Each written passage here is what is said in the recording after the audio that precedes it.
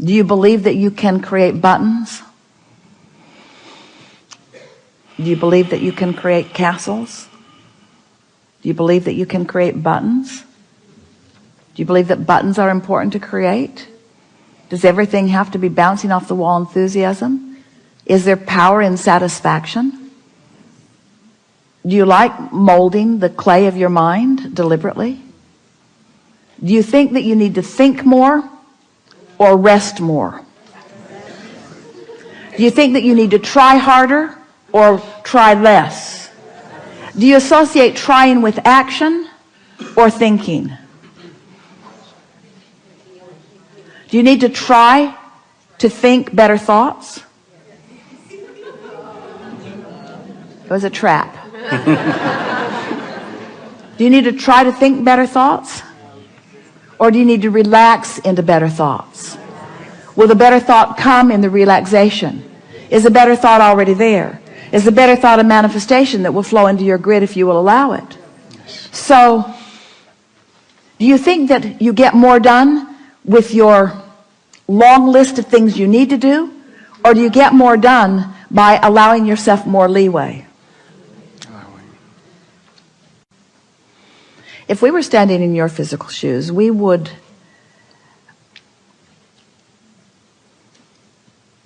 decide to be lazy. We're reaching for the perfect word. We would decide to be lazy for a little while. Because in your giving yourself permission to be lazy, you're giving yourself permission to allow your grid to fill in with everything that you've already chosen and put into your vortex. The word lazy has an unpleasant connotation, doesn't it? Because it's humans measuring themselves against other humans based upon a flawed premise. And the flawed premise is, the more you do, the more you're worth. And that is the most flawed of all flawed premises.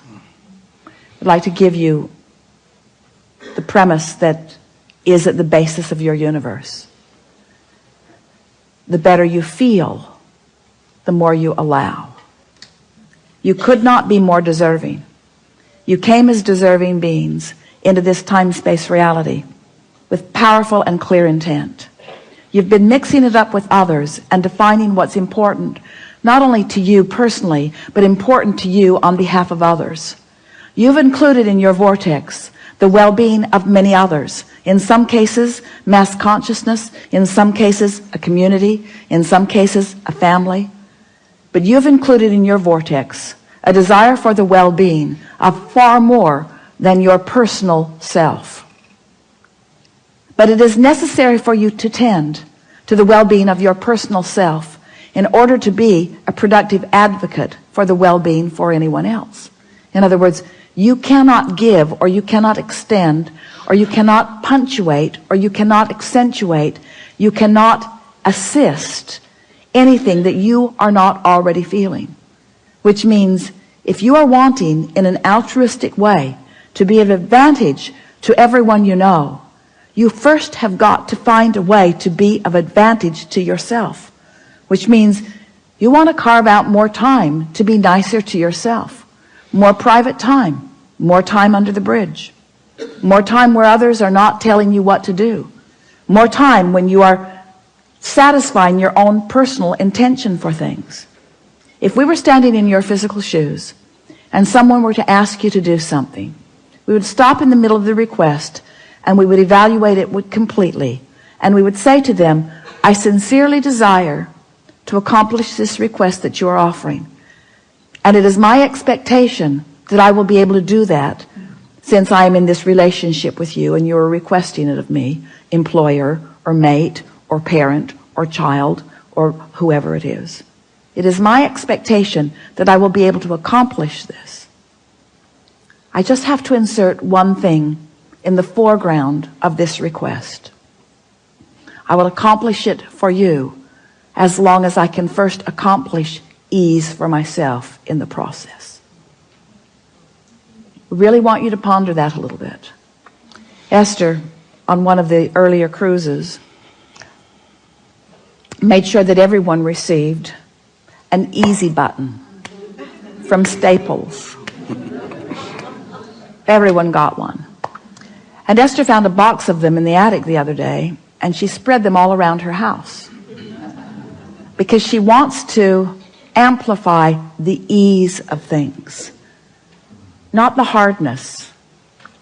She wants to no longer justify the well-being that flows to her by pointing out how hard she's working in relationship to others. She wants to emphasize the well-being that's flowing to her by remembering the vibrational alignment that she is achieving. If we were standing in your physical shoes, we would do these things every day, and then anything else that you have time for. We would meditate for 15 minutes every day, which means we would quiet our mind with the simple intention of allowing our cork to float. We would go outside no matter what the weather, and we'd move around in it in appreciation of this planet. We would look up and around, and we would find things to acknowledge, and we would talk about them right out loud. Esther walks through her gardens and says to everything, "You are my favorite. You are my favorite. You are my favorite. You are my favorite. You are my favorite stone on the pathway. You are my favorite bird in the tree. You are my favorite flower in bloom. You are my favorite flower not in bloom. You are my favorite tree. You are my favorite bush. You are my favorite frog. You are my favorite frog. You kept me awake all night, but you are still my favorite frog." In other words, so first thing, meditate. Second thing, spend more time outside. Third thing, we would buy a notebook. We would call it My Book of Positive Aspects. And we would fill at least 3, 4, 5 is even better, pages of positive aspects. 5 different subjects, and write the positive aspects of it. Training your vibration into that upward place. And then there is one last thing that if we were standing in your physical shoes, we would do every single day.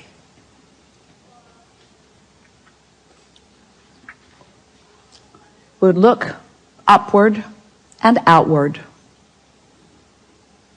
It's best if you do it outside or standing at a window. And we would acknowledge that there are universal forces that are focused right at you. We would acknowledge by calling it by name, if you have a name that you like. And we would say, "I acknowledge that I am the object of your positive attention, and I'm appreciating your continual gaze on behalf of my well-being. And today, no matter where I am, no matter where I am going, no matter what I am doing, and no matter who I am doing it with, I will be in conscious awareness that you too are there with me, appreciating me, supporting me, assisting me, acknowledging me, inspiring me, guiding me, having fun with me, acknowledging me, supporting me, assisting me, inspiring me, helping me, guiding me, aware of me, loving me, showing me, inspiring me, guiding me, helping me, uplifting me, showing me." Get into an endless loop of that acknowledgement and watch what begins to happen in your life as soon as this day. Your vortex is filled to the brim with specific requests that you have put there and that you are deserving of the realization of. And it's time for those realizations to be flooding into your experience at a rate that will astonish those who surround you. It's time for you to remember what you've put there and to bring it forward active into your today experience. We've been talking to you all day from our appreciation of who you are.